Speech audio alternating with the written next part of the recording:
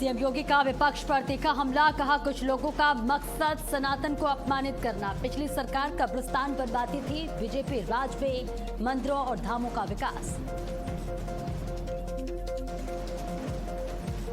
CM Dhami के नाम ऐतिहासिक उपलब्धि, उत्तराखंड में सबसे लंबे समय तक मुख्यमंत्री रहने का रिकॉर्ड। 4 जुलाई 2021 से संभाल रहे कमान, पूरा किया 5 साल का कार्यकाल। महाराष्ट्र में यूनिफॉर्म सिविल कोड लागू करने की तैयारी, मसौदा तैयार करने के लिए समिति का गठन। मुख्यमंत्री फडणवीस ने गठित की 7 सदस्यीय समिति।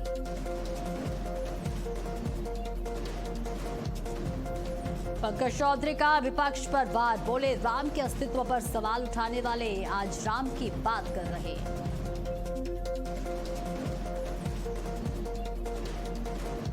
उत्तर प्रदेश में वक्फ बोर्ड को लेकर दानिश अंसारी का बड़ा ऐलान, कहा पुनर्गठन में शामिल होंगे 2 गैर मुस्लिम सदस्य। केंद्र के वक्फ संशोधन अधिनियम होंगे लागू।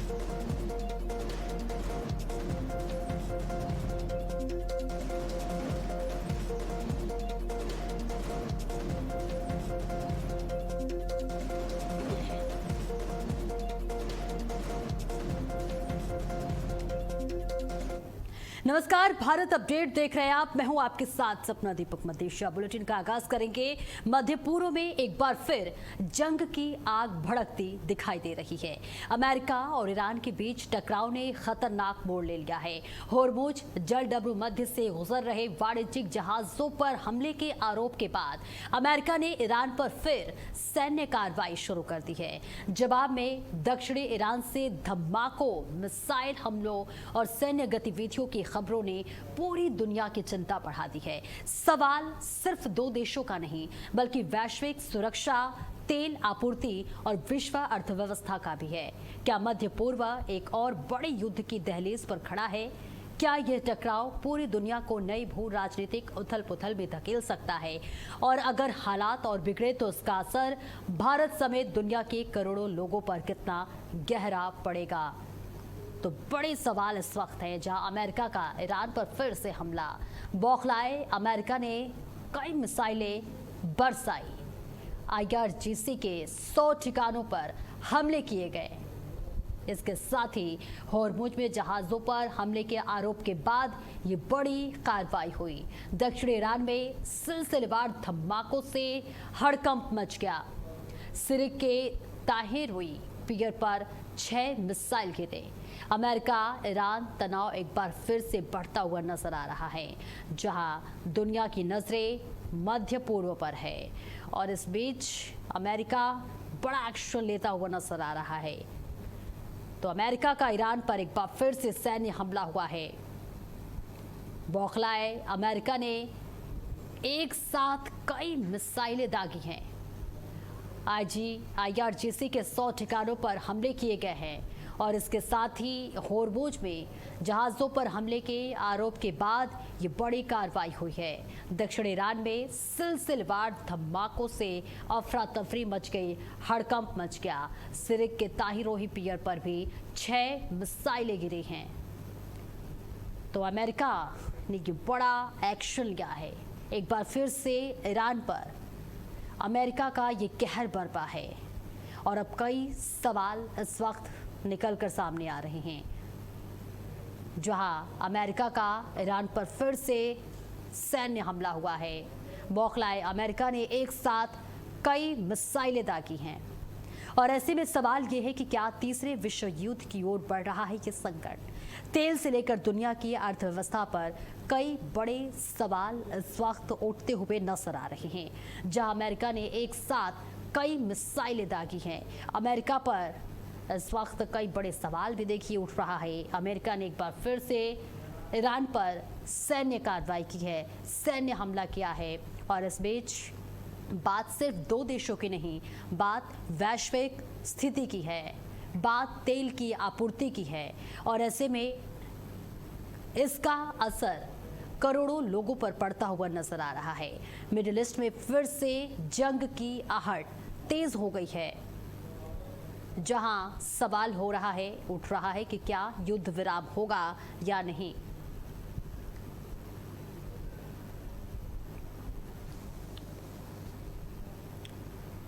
देश के प्रधानमंत्री नरेंद्र मोदी ने अपनी आधिकारिक यात्रा के दूसरे पड़ाव पर ऑस्ट्रेलिया पहुंचे। इस दौरान पीएम मोदी ने मेलबर्न में 30,000 प्रवासी भारतीयों को संबोधित किया, जहां ऑस्ट्रेलियाई प्रधानमंत्री एंथनी अल्बनीज के साथ मंच शेयर करते हुए पीएम मोदी ने आतंकवाद पर पाकिस्तान को कड़ा संदेश दिया। यूरेनियम डील को लेकर भारत और ऑस्ट्रेलिया के बीच समझौता हुआ। मेलबर्न में पीएम मोदी और ऑस्ट्रेलियाई पीएम एंथनी अल्बनीज ने मीटिंग के बाद जॉइंट प्रेस कॉन्फ्रेंस की। प्रधानमंत्री नरेंद्र मोदी ने कहा कि भारत और ऑस्ट्रेलिया की जोड़ी शुभ और शानदार है। पीएम मोदी ने 16 साल के बच्चों के लिए सोशल मीडिया बैन करने के मामले में ऑस्ट्रेलिया की तारीफ की। तो प्रधानमंत्री नरेंद्र मोदी का एक बार फिर से जादू मेलबर्न में दिखा है, जहां भारत और ऑस्ट्रेलिया की मुलाकात की ये तस्वीर। वेनेजुएला में भूकंप आया, मदद के लिए हमेशा भारत खड़ा रहा। पीएम मोदी ने तमाम बातों का जिक्र किया। भारत मदद के लिए हमेशा तैयार रहता है और मदद के लिए कभी पासपोर्ट नहीं देखता। दुनिया आज भारत पर भरोसा करती है। भारत ऑस्ट्रेलिया की जोड़ी शुभ और शानदार है। 2023 में कॉमनवेल्थ की मेजबानी करेगा भारत। प्रधानमंत्री नरेंद्र मोदी ने कई बातों का जिक्र किया और ये तस्वीर आप तक पहुंचा रहे हैं, जहां भारत में लगातार मदद की हाथ हमेशा बढ़ाता है। और इसके साथ ही प्रधानमंत्री मोदी ने कहा कि भारत कभी भी पासपोर्ट देकर मदद नहीं करता। ऑस्ट्रेलिया जो साथियों, भारत और ऑस्ट्रेलिया जो कुछ भी करते हैं वो हम दोनों देशों के लिए भी शुभ होता है। इसका एक बड़ा उदाहरण भारत ऑस्ट्रेलिया ट्रेड एग्रीमेंट है। आपने वो शेर सुना होगा, आपको तो याद भी होगा, मैं अकेला ही चला था, जानिब ए मंजिल लोग साथ आते गए और कारवां बनता गया। ऐसे ही भारत और ऑस्ट्रेलिया का एग्रीमेंट एक शुरुआत थी और आज ये कारवां दुनिया के लगभग 40 देशों के साथ ट्रेड एग्रीमेंट तक पहुंच चुका है। पिछले महीने ही वेनेजुएला में भूकंप की इतनी बड़ी त्रासदी आई, कितना बड़ा विनाश हुआ, सैकड़ों लोगों की जान गई। हमने दूरी कितनी है देखा नहीं, हमने वेनेजुएला की उस पीड़ा को अपनी पीड़ा समझा। भारत ने रिलीफ और रेस्क्यू के लिए ऑपरेशन चलाया। हमने जितनी तेजी से संभव हो सकता था मदद भेजी, अपने एक्सपर्ट्स भेजे, हमारी मेडिकल टीम से तेजी से काम शुरू किया। मुझे बहुत संतोष है कि इससे अनेक जिंदगियां बच पाई। साथियों, ऐसे ही तुर्की और सीरिया में जब भूकंप आया तब भी भारत ने बहुत तेजी से राहत और बचाव के लिए मदद भेजी। और बांदा में जनसभा को संबोधित करते हुए मुख्यमंत्री योगी आदित्यनाथ ने विपक्ष पर तीखा हमला बोला। उन्होंने कहा कि कुछ लोगों ने हिंदू परंपरा और सनातन का अपमान करना अपना उद्देश्य बना लिया है और वे भारत को विकसित व वैभवशाली नहीं देखना चाहते। सीएम योगी ने कहा कि विपक्ष को अयोध्या में राम मंदिर, काशी विश्वनाथ धाम और मां विंध्यवासिनी धाम का विकास भी पसंद नहीं है। उन्होंने समाजवादी पार्टी पर निशाना साधते हुए आरोप लगाया कि उनकी सरकार में मंदिरों के विकास के बजाय सरकारी धन कब्रिस्तानों की बाउंड्री वॉल पर खर्च किया जाते थे, जबकि भाजपा सरकार आस्था स्थलों के विकास को प्राथमिकता दे रही है। तो मुख्यमंत्री योगी आदित्यनाथ ने कई बातों का जिक्र किया। उन्होंने बताया कि किस तरह से 2017 से पहले उत्तर प्रदेश का हाल था। उत्तर प्रदेश में नौजवान बेरोजगार था, महिलाएं अपने आप को असुरक्षित महसूस करती थी, व्यापारी अपने आप को असुरक्षित महसूस करता था। लेकिन 2007 के बाद उत्तर प्रदेश की स्थिति बदली। पिछली सरकारों में जनता का पैसा कब्रिस्तान में जाता था। सपा कांग्रेस को कब्रिस्तान पसंद है और हमें राम मंदिर पसंद है। पिछली सरकारों में जनता का पैसा कब्रिस्तान में जाता था।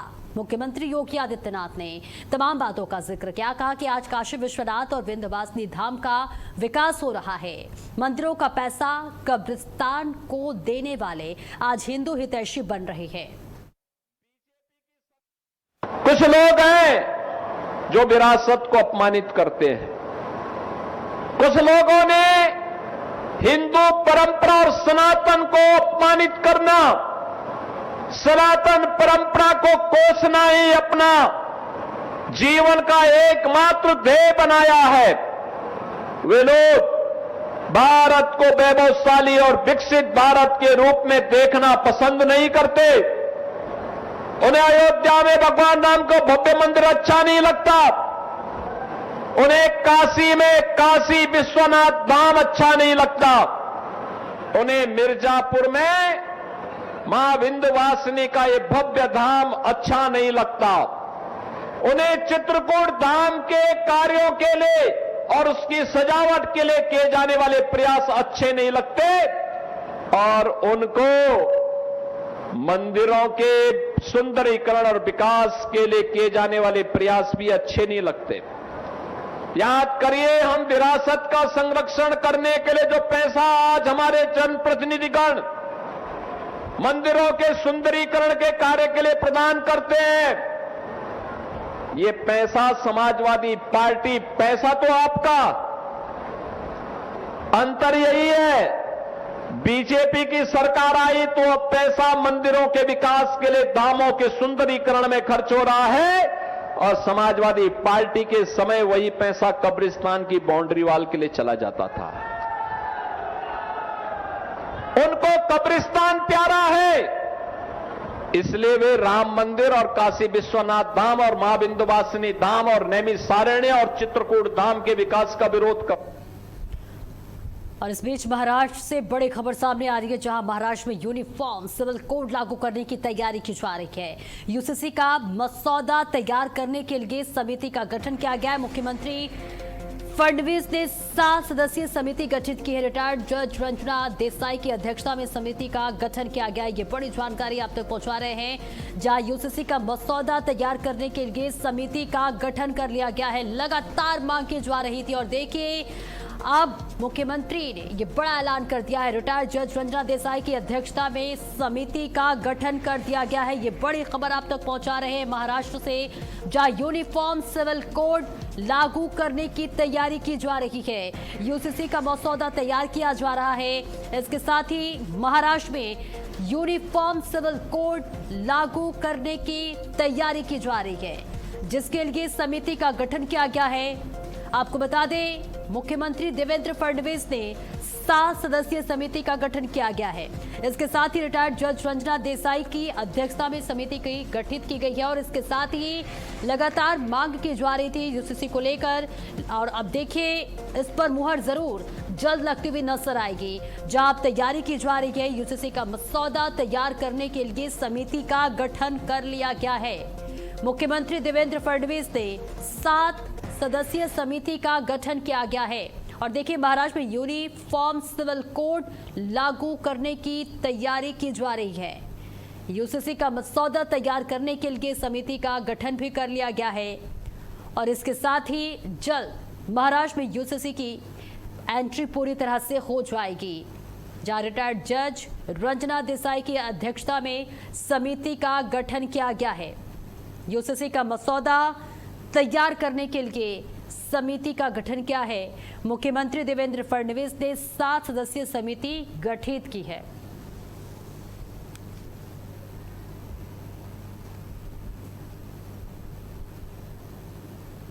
और चुनाव 2027 के पहले पंजाब कांग्रेस में चल रही उथल-पुथल को लेकर बीजेपी के राष्ट्रीय महासचिव और राज्यसभा सांसद तरुण चुग ने कहा कि गांधी नेहरू परिवार की परिवारवादी परिक्रमावादी कार्यशैली के कारण लगातार पंजाब के साथ गुड्डा गुड्डियों का खेल खेला जाता रहा। चाहे पंजाबी का विषय हो, चाहे पानी का विषय हो, चाहे चंडीगढ़ का विषय हो, कांग्रेस ने हमेशा ही पंजाब की भावनाओं के खिलाफ कार्य किया है।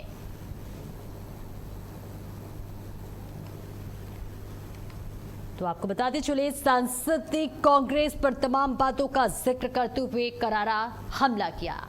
2027 चुनाव से पहले पंजाब कांग्रेस में हलचल दिखाई दे रही है और ऐसे में उन्होंने तमाम बातों का जिक्र किया और पंजाब में कांग्रेस को लेकर तीखा हमला किया। उन्होंने कहा कि कांग्रेस हमेशा ही पंजाब की भावनाओं के खिलाफ काम किया है, चाहे पंजाबी का विषय हो, चाहे पानी का विषय हो, चाहे कोई भी विषय हो, हमेशा कांग्रेस इसके खिलाफ गई है। इसके साथ ही राज्यसभा सांसद तरुण चुग ने कहा कि गांधी नेहरू परिवार की परिवारवादी परिक्रमावादी कार्यशैली के कारण लगातार पंजाब के साथ गुड्डे गुड्डियों का खेल खेला जाता रहा। चाहे पंजाबी का विषय हो, चाहे पानी का विषय हो और चाहे चंडीगढ़ का विषय हो, कांग्रेस ने हमेशा पंजाब की भावनाओं के साथ खिलवाड़ किया है। गांधी नेहरू परिवार के परिवारवादी परिक्रमावादी कार्यशैली के कारण लगातार पंजाब के साथ गुड्डा गुड्डियों का निर्जीवियों की तरह खेल खेला जाता रहा। चाहे पंजाबी सूबा का विषय हो, चाहे पानियों का विषय हो, या चंडीगढ़ का विषय हो, या 1984 की सिख कत्लो गारत की बात हो, या पंजाब के विकास के रास्ते में रुकावटें डालने का इतिहास हो, या आज एससी नेताओं के साथ दुर्व्यवहार की शिकायतों पर कार्रवाई की बात हो, कांग्रेस ने हमेशा ही पंजाब की भावनाओं के विरुद्ध कार्य किया। उत्तर प्रदेश में मानसून की दस्तक के साथ ही लखनऊ में नगर निगम की तैयारियां भी शुरू हो चुकी है और ऐसे में बारिश के दस्तक के बाद से लगातार तैयारी की जा रही है। आपको बता दें, ये तस्वीर भी दिखा रहे हैं क्योंकि लगातार बारिश के बाद से आपको बता दें कि तैयारियों पर सवाल जरूर यहां उठ रहे हैं। एक और महापौर और अधिकारी नालों की सफाई, पंपिंग स्टेशन और जल निकासी व्यवस्था दुरुस्त रखने के निर्देश दे रहे हैं। वहीं दूसरी ओर कई इलाकों में सड़कों पर सीवर का पानी बह रहा है और जाम नालियां हो गई हैं। स्थानीय पार्षदों और लोगों का आरोप है कि लगातार शिकायतों के बावजूद हालात नहीं सुधरे हैं और सरकारी दफ्तरों के चक्कर लगाने के बाद भी उनकी सुनवाई नहीं हो रही है। तो मानसून की पहली बारिश में ही लखनऊ बेहाल हो गया है, जहां प्रशासन की तैयारियों पर सवाल उठ रहे हैं कि मानसून के दस्तक से पहले क्या तैयारी की गई थी। नगर निगम के दावों की भी यहां पोल खुलती हुई नजर आ रही है। शिकायत के बाद भी जो है नगर निगम अभी नहीं जगा है। सड़कें पर लगातार पानी बह रहा है, तालाब में तब्दील हो चुका है, आवागमन बाधित हो गया है, ट्रैफिक रुका हुआ है। मानसून की पहली बारिश ने ही सिस्टम की पोल खोल कर रख दी है और ऐसे में नगर निगम पर भी कई बड़े सवाल उठते हुए नजर आ रहे हैं और साथ ही प्रशासन पर भी सवाल उठ रहे हैं कि मानसून के दस्तक से पहले जो लगातार लाख दावे किए जा रहे थे तैयारी को लेकर, वो तैयारी धरी की धरी रह गई। वो तैयारी कहां गई?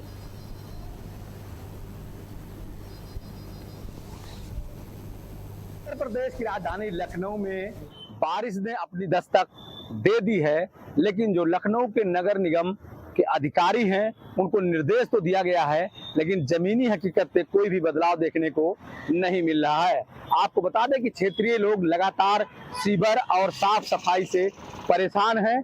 यहाँ तक कि पार्षद भी लगातार अधिकारियों से अपनी शिकायत को लेकर के परेशान है। उनका साफ तौर पर कहना है कि विधायक से लेकर के जलकल विभाग के अधिकारियों को सीवर की समस्या और गंदगी की समस्या के बारे में बताया गया है, लेकिन अभी भी किसी भी प्रकार की कोई कार्यवाही नहीं की गई है।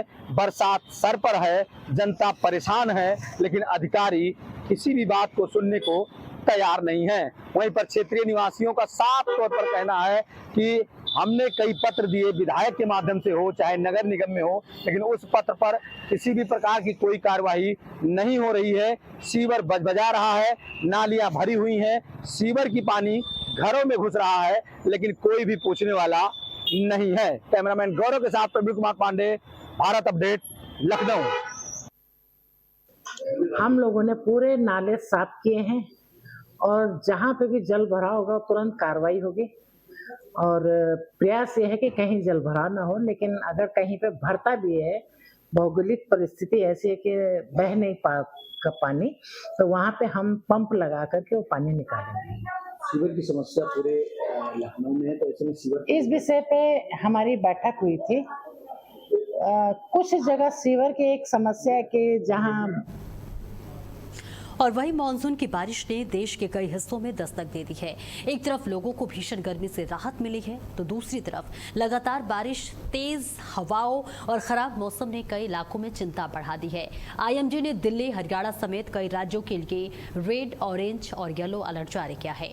भारी बारिश के साथ जलभराव, बिजली गिरने और पहाड़ी क्षेत्रों में भूस्खलन का खतरा भी बना हुआ है। और ऐसे में सवाल यह है कि क्या मानसून इस बार राहत के साथ बड़ी चुनौती भी लेकर आया है? किन इलाकों में सबसे ज्यादा खतरा मंडरा रहा है, बड़ा सवाल उठ रहा है।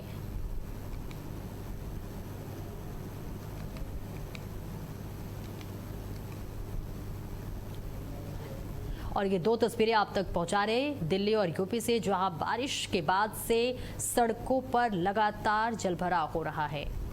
और चलिए आगे बढ़ते हैं, जहां पर आपको बता दें कि दिल्ली में मानसून की पहली तेज बारिश के बाद से सड़कें जलमग्न हो गई हैं और ऐसे में सड़कें जो है वो नदियों में तब्दील हो चुकी हैं। लगातार जलभराव को लेकर सियासत तेज हो गई है। दिल्ली भाजपा अध्यक्ष हर्ष मल्होत्रा ने दावा किया है कि मुख्यमंत्री रेखा गुप्ता के नेतृत्व में की गई तैयारियों की वजह से वर्षों बाद पहली मानसूनी बारिश के बावजूद राजधानी में जनजीवन सामान्य रहा। उन्होंने कहा कि नालों के समय से सफाई, पंप हाउस और मोबाइल पंपों की तैनाती से जलभराव पर प्रभावी नियंत्रण रखा गया।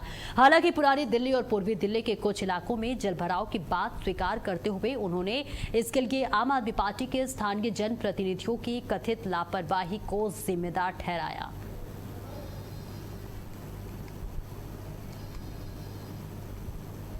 और कृषि क्षेत्र में नीतिगत नेतृत्व के लिए उत्तर प्रदेश को 17वें एग्रीकल्चर लीडरशिप अवार्ड 2026 से सम्मानित किया गया है। रक्षा मंत्री राजनाथ सिंह ने कृषि मंत्री सूर्य प्रताप शाही से यह सम्मान प्रदान किया और इस मौके पर कृषि मंत्री ने इसे मुख्यमंत्री योगी आदित्यनाथ के नेतृत्व का परिणाम बताया। इसके साथ ही उन्होंने कहा कि यूपी में खाद्यान्न उत्पादन 543 लाख मीट्रिक टन से बढ़कर 750 लाख मीट्रिक टन हो गया है और राज्य दूध, फल व सब्जी उत्पादन में देश में अग्रणी है। उन्होंने दावा किया कि सरकार की नीतियों से किसानों की आय और कृषि क्षेत्र की प्रगति में तेजी आई है। तो योगी सरकार में कृषि क्षेत्र की उपलब्धियों का दावा किया जा रहा है। इसके साथ ही यूपी को 17वां एग्रीकल्चर लीडरशिप अवार्ड 2026 से सम्मानित किया गया है। राजनाथ सिंह ने यह सम्मानित किया है, जिसकी तस्वीर आपके टीवी स्क्रीन पर साझा कर रहे हैं, जहां उत्तर प्रदेश में अब कृषि के कार्य भी तेज गति के साथ हो रहे हैं। किसानों की आय में वृद्धि हो रही है। इसके साथ ही अब उत्तर प्रदेश में ही कई लाख टन राज्य में दूध, फल और सब्जी का उत्पादन हो रहा है। इसके साथ ही आपको बताते चले कि तमाम बातों का जिक्र करते हुए आपको बता दें, कृषि मंत्री ने इसे मुख्यमंत्री योगी आदित्यनाथ के नेतृत्व का परिणाम बताया। उन्होंने कहा कि उत्तर प्रदेश में खाद्यान्न उत्पादन 543 लाख मीट्रिक टन से बढ़कर 750 लाख मीट्रिक टन हो गया है। और इसी के साथ इस बुलेटिन में इतना ही। खबरों का सिलसिला लगातार जारी है।